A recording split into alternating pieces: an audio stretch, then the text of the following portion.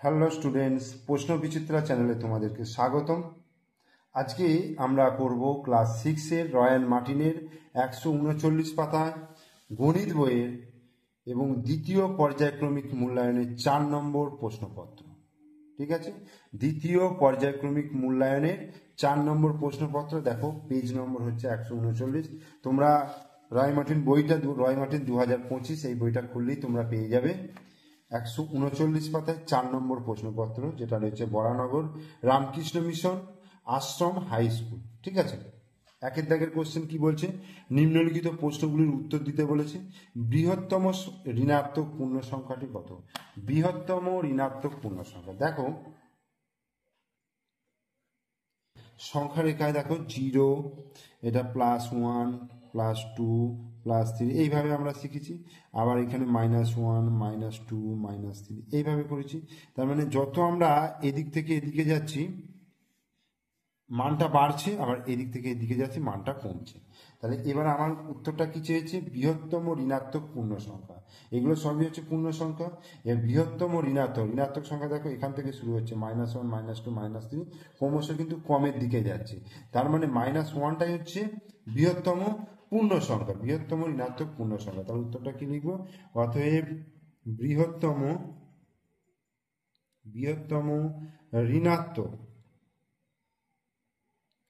ঋণাত্মক পূর্ণ সংখ্যা, বৃহত্তম ঋণাত্মক পূর্ণ সংখ্যা তাহলে কত হচ্ছে? -1 অ্যান্সার। তারপরের কোশ্চেনটা যে বলেছে দেখো, বলা আছে এম এইরকম একটা সিম্বল দিয়ে এম এরকম সিম্বল দিয়ে এন বলা আছে। এটা বলতে কি বোঝায়? এটার মানে হচ্ছে এম এবং এন এর অন্তর, অর্থাৎ বিয়োগফল। এম এবং এন এর অন্তর যেটাই বড় হোক না কেন, যেটা বড় হবে সেটা থেকে ছোটটা বিয়োগ হবে। যদি এটা বড় হয়, এম যদি বড় হয় তাহলে এম থেকে এন বিয়োগ হবে, যদি এন বড় হয় তাহলে এন থেকে এম বিয়োগ হবে। তাহলে এম ও এন এর বিয়োগ, এন এর কি লিখবো? বিয়োগফল। ঠিক আছে, এবার 3 নম্বরটা কি বলছে? 3 নম্বরটা দেখো, বলছে -20° সি তাপমাত্রা বৃদ্ধির বিপরীত রাশি কি? তাহলে -20° সি তাপমাত্রা বৃদ্ধি আছে, তাহলে তাপমাত্রা হ্রাস লিখতে পারবো, অথবা 20° সি তাপমাত্রা বৃদ্ধি লিখতে পারবো। যে কোনো একটা চেঞ্জ করতে পারি। -20° আছে, সেটা +20° তাপমাত্রা বৃদ্ধি লিখতে পারবো। তাহলে কি লিখবো? -20° সি তাপমাত্রা বৃদ্ধির বিপরীত রাশি কি লিখব? 20° সি তাপমাত্রা বৃদ্ধি, অথবা -20° সি তাপমাত্রা বৃদ্ধিটাকে লিখব হ্রাস। ব্যাস, এরকম লিখতে পারবো। আর 3-এরটা দেখো কি বলছে? m=4, n=6 এবং p=2 হলে √m × n/p+1 এর মানটা কত? তাহলে 4-এরটা m=4 বলেছে, n=6 বলেছে, p=2 বলেছে। তাহলে √m × n/p+1। দেখো মানগুলো আগে বসাই। m এর মান হচ্ছে 4, n এর মান 6, p এর মান হচ্ছে 2 + 1। তাহলে √4 6/2 করলে কত হচ্ছে? 2 দুগুণে 2 3 6 +1। তাহলে √4 গুণিত 3 আর 1 4, 4 4 16, বর্গমূল করলে 4 অ্যান্সার হয়ে যাবে। এরপর 2-এর দাগের প্রশ্নগুলো কি বলেছে দেখো, বলছে একেরটা বলেছে বিপরীত সংখ্যা বলতে কি বোঝো? তো বিপরীত সংখ্যা বলতে কি বোঝো আমি লিখেছি, দেখো ডেফিনেশনটা। বলছে দুটি বিপরীত চিহ্নযুক্ত সংখ্যা যাদের পরম মান সমান তাদের বিপরীত সংখ্যা বলা হয়। দুটি বিপরীত চিহ্নযুক্ত সংখ্যা, যেমন 5 ধরো, দেখো 5-এর পরম মান দুটোরই সমান, কিন্তু +5 এর বিপরীত সংখ্যা হচ্ছে -5, মানে চিহ্ন দুটো আলাদা। আবার -7 এর বিপরীত সংখ্যা হচ্ছে +7। তাহলে কি হবে?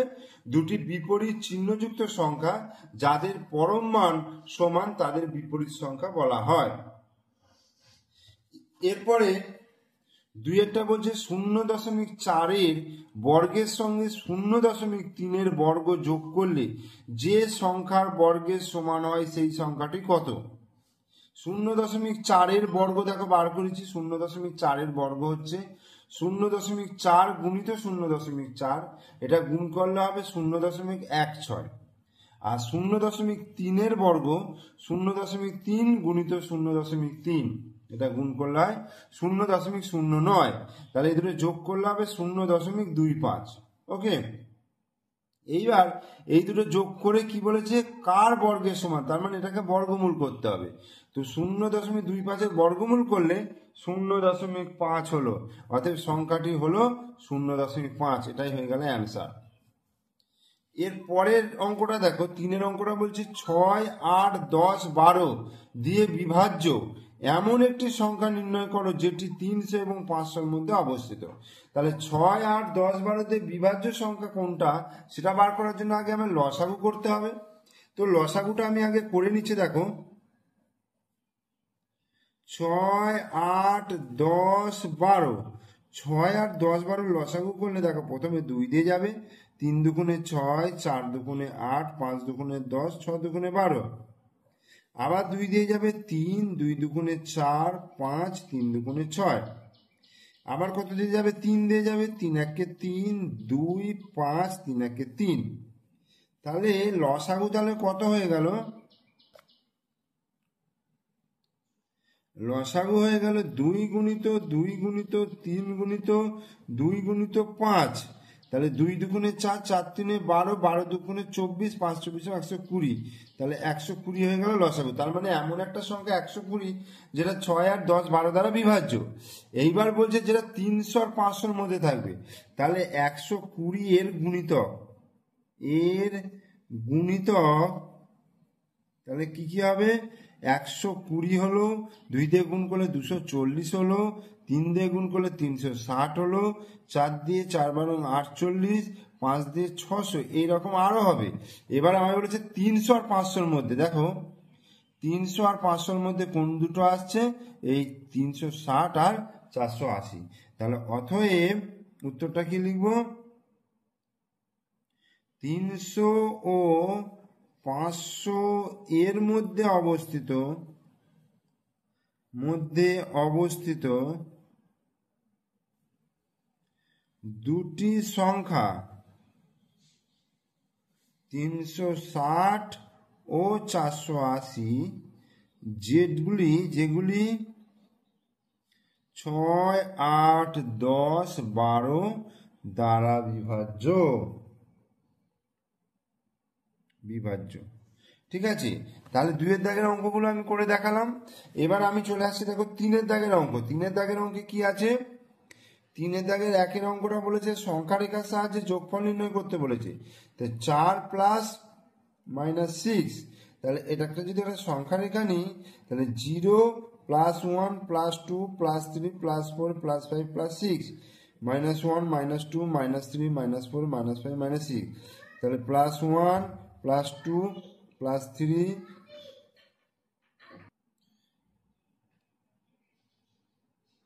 তাহলে প্লাস 5 প্লাস 6, আর এদিকে minus 1 minus 2 minus 3 minus 4 minus 5 minus 6 করে লিখলাম। এবার দেখো এখানে বলেছে, প্রথমে বলেছে 4 মানে হচ্ছে প্লাস 4। তো এখান থেকে আমি এই পর্যন্ত গেলাম, দেখো এটা হয়ে গেল কত, প্লাস 4।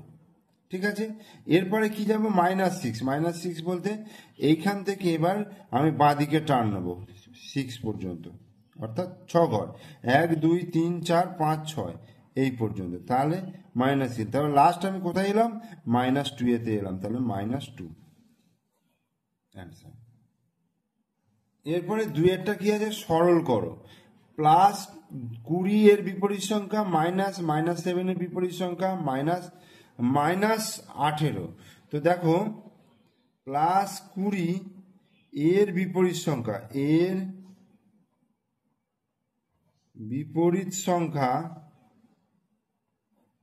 মাইনাস 7 এর বিপরীত সংখ্যা মাইনাস 18। তাহলে কি করবো, প্লাস 20-র বিপরীত সংখ্যা কত হবে, মাইনাস 20। মাইনাস মাইনাস 7-এর বিপরীত সংখ্যা কত হবে? +7 মাইনাস মাইনাস 18। এবার দেখো -20, এইটাকে যদি প্লাস করি তাহলে এর বিপরীত সংখ্যা লিখতে হবে, তাহলে -7। আবার এইটাকে যদি প্লাস করি মাইনাসের এর বিপরীত সংখ্যা লিখতে হবে, তাহলে +18। তাহলে 20 আর 27 দুটো নেগেটিভ সংখ্যার যোগ মানে হচ্ছে -27, -27 যুক্ত +18। এবার দুটো বিপরীত চিহ্ন যুক্ত আছে, তাহলে 18, 19, 20, 9 -9 অ্যান্সার। এরপর 3-এর দাগের অঙ্কটা দেখো, এক বিশেষ ধরনের পিতলে 70% তামা, বাকিটা দস্তা রয়েছে। তাহলে 20 কিগ্রা পিতলে তৈরি করতে কত কিগ্রা দস্তা লাগবে হিসাব করে। তাহলে তামা কতটা লাগবে দেখো, 20 কিগ্রা পিতলে তামার পরিমাণ 20 কেজি পিতলে তামা, তামা হচ্ছে 20 গুণিত কত পার্সেন্ট বলেছে? 70%। তাহলে 20 গুণিত 70/100, 0 0 0 0 কালো, তাহলে 7 দুগুণে 14 কেজি। এবার 14 কেজি যদি 20 কেজির মধ্যে 14 কেজি যদি তামা হয়, তাহলে দস্তা কতটা? অতএব দস্তা হয়ে যাবে 20 - 14 সমান 6 কেজি অ্যান্সার। বোঝা গেল? এরপরে আমরা 4-এর দাগের অঙ্কে আসছি। দেখো বলছে বর্তমানে পিতার বয়স পুত্রের বয়সের 4 গুণ। বর্তমানে পুত্রের বয়স x+1/4 বছর হলে 10 বছর পরে পিতার বয়স কত হবে? তাহলে বর্তমানে পুত্রের বয়সের 4 গুণ হচ্ছে পিতার বয়স। তাহলে বর্তমানে আগে পিতার বয়সটা বার করে নি। দেখো বর্তমানে পুত্রের বয়স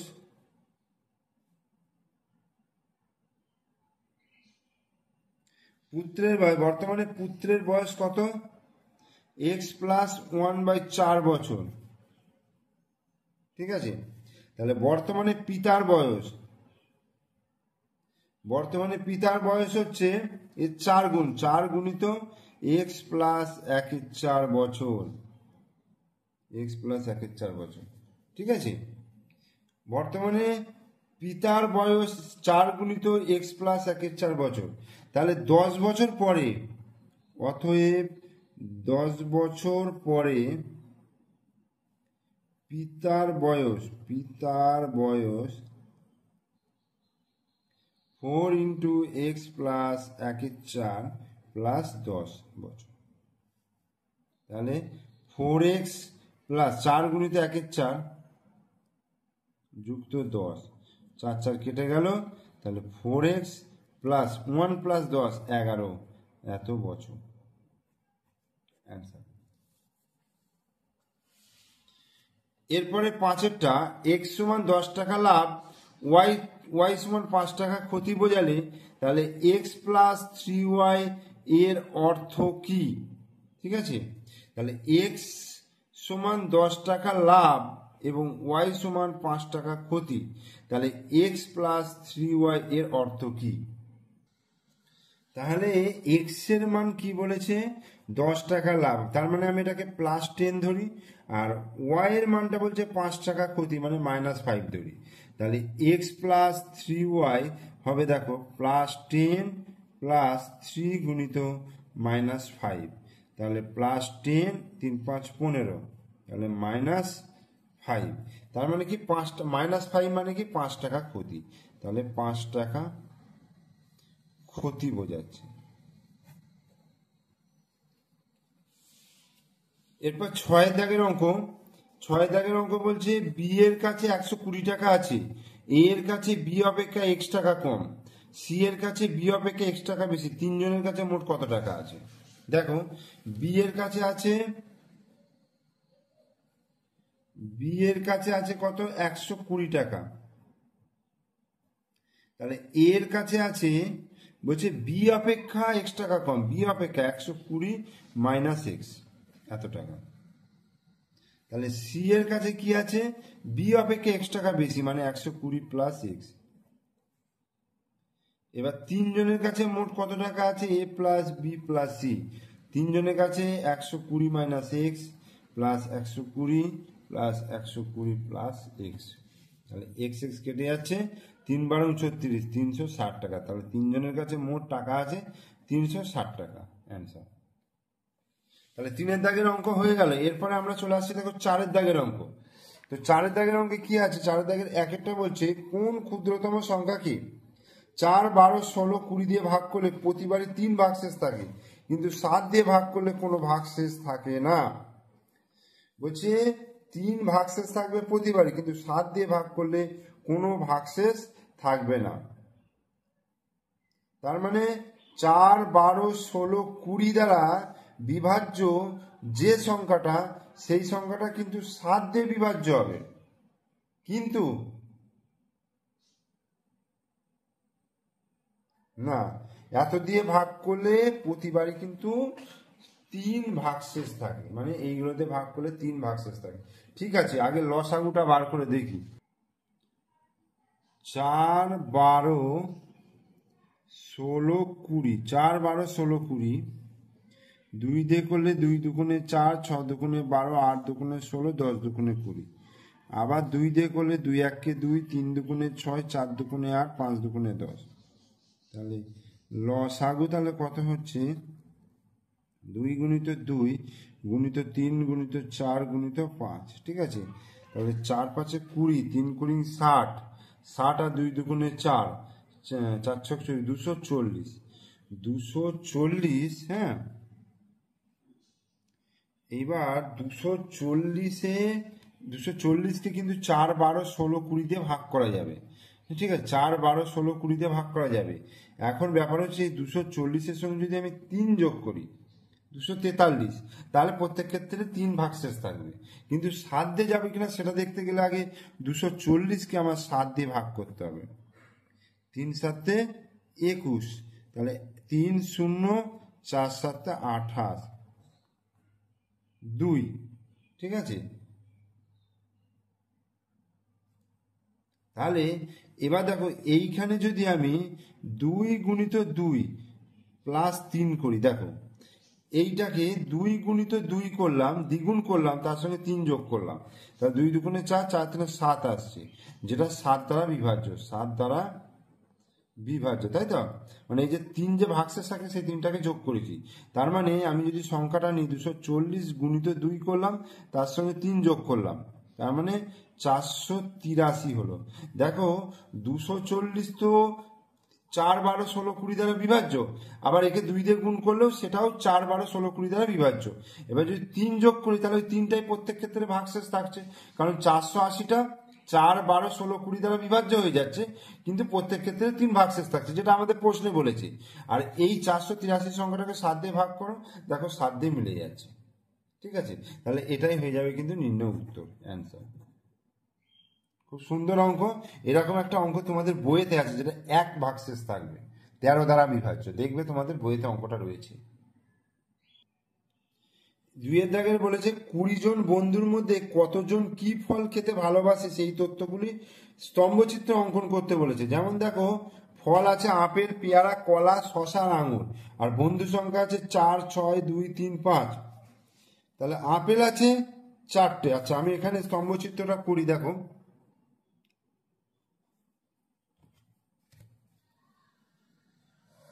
এই এই তাহলে এটা হচ্ছে 0, এদিকে নাম দিচ্ছি, দেখো এইদিকে হচ্ছে ফল, ফলের নামগুলো দিচ্ছি আপেল, পেয়ারা, কলা,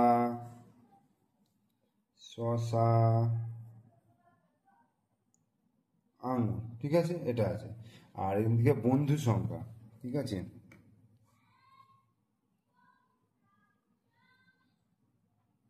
বন্ধু সংখ্যা এখানে 1, 2, 3, 4, 5, 6, 7, 1, 2, 3, 4, 5, 6, 7। তাহলে আপেল খাচ্ছে কজন? 4 জন, তাহলে এই হচ্ছে 4 জন। পেয়ারা খাচ্ছে কজন? 6 জন।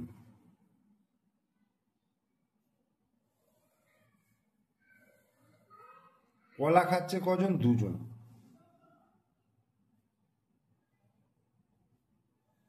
একটু বেশি হয়ে গেল, ঠিক আছে, কলা হচ্ছে দুজন। শশা কজন? তিনজন। আর আঙুর হচ্ছে কজন? পাঁচজন। এই এই হয়ে গেল স্তম্ভচিত্র। এইগুলো তোমরা স্কেলের মাধ্যমে করবে, স্কেলের মাধ্যমে করে সুন্দর করে করবে। এটা দেখো, 20 মিটার দীর্ঘ একটি বর্গাকার বাগানের মাঝ বরাবর 1/2 মিটার ও 2.12 মিটার চওড়া দুটি রাস্তা আছে। রাস্তার ক্ষেত্রফল কত চেয়েছে? তাহলে 20 মিটার দীর্ঘ একটা বর্গাকার বাগান বলেছে, তাহলে এইভাবে আমি টেনে নিচ্ছি, ঠিক আছে। 20 মিটার দীর্ঘ একটা বাগান, এর মাঝ বরাবর বলেছে দুটো রাস্তা আছে। একটা এরকম রাস্তা, যেটার 1/2 মিটার বলে দিয়েছে চওড়া, আর এই রাস্তাটার বলে দিয়েছে 2.12, ঠিক আছে, চওড়া। তাহলে এই রাস্তাটা যখন নির্ণয় করছি, দেখো এইভাবে করছি, আবার এটা যখন করছি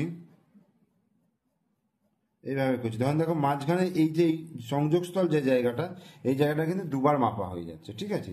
তো আমি আগে দুদিকের ক্ষেত্রফলটাকে, সরু রাস্তাটির ক্ষেত্রফল, সরু রাস্তাটির ক্ষেত্রফল, সরু রাস্তাটির ক্ষেত্রফল কি হবে?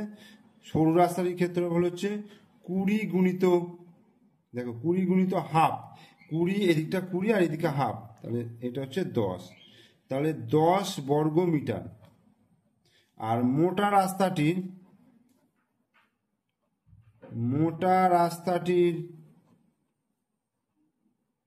ক্ষেত্রফল, মোটা রাস্তাটির ক্ষেত্রফল তাহলে কত হবে?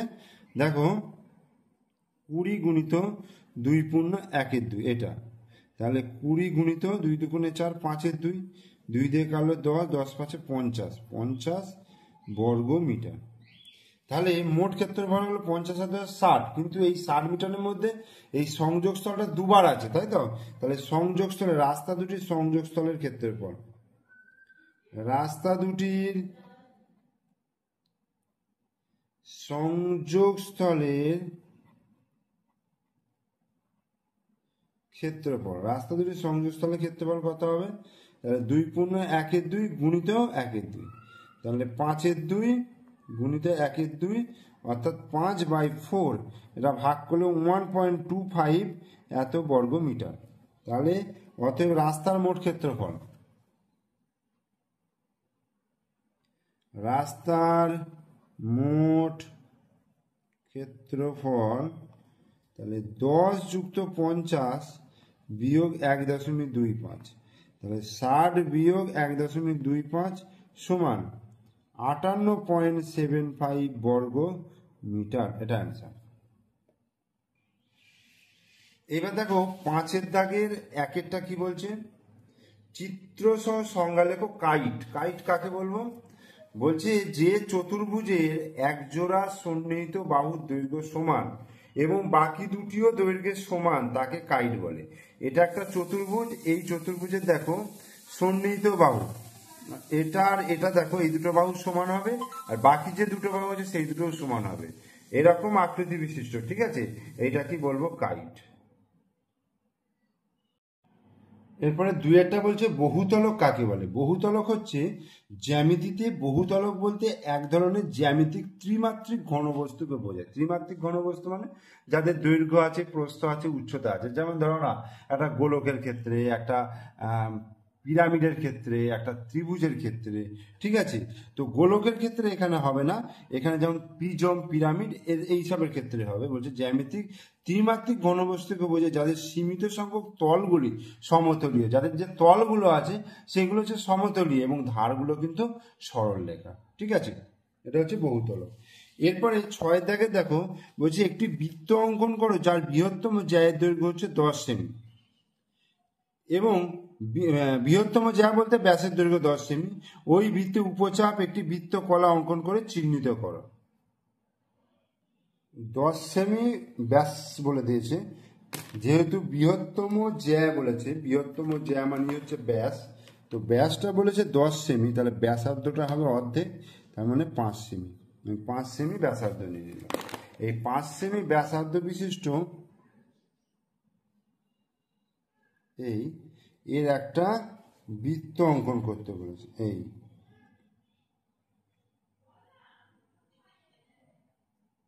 এই একটা বৃত্ত অঙ্কন করতে বলেছে, যার ব্যাসার্ধ হচ্ছে 5 সেমি এবং ব্যাস হচ্ছে 10 সেমি। এই বৃত্তে উপচাপ এবং একটি বৃত্ত কলা অঙ্কন করে চিহ্নিত করতে বলেছে। তাহলে এটা একটা বৃত্ত অঙ্কন করলাম যার ব্যাসার্ধ হচ্ছে 5 সেমি। এইবার ধরো আমি এখান দিয়ে একটা ব্যাস টানলাম, ঠিক আছে, যে ব্যাসটার দৈর্ঘ্য হচ্ছে 10 সেমি বলে দিয়েছে।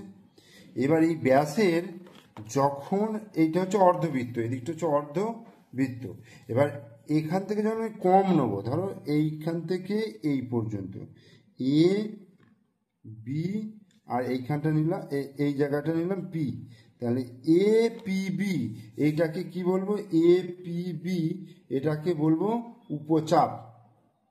এটাকে কি বলবো, উপচাপ। অর্ধবৃত্তের থেকে যদি কম চাপ হয় তাহলে সেটাকে উপচাপ বলবো, আর অর্ধবৃত্ত থেকে যদি বেশি চাপ হয় তাহলে সেটাকে বলবো অধিচাপ, ঠিক আছে। তাহলে এপিবি হচ্ছে উপচাপ। আর বৃত্ত কলা, ধরো আমি এটাকে এই যোগ করলাম, তাহলে এটার নাম দিলাম পি, এটা ও, আর এটা যদি সি নাম দিই, তাহলে এই যে ভেতরের যে অংশটাকে, ঠিক আছে, এই যে ক্ষেত্রটাকে, এটাকে বলা হবে বৃত্ত কলা।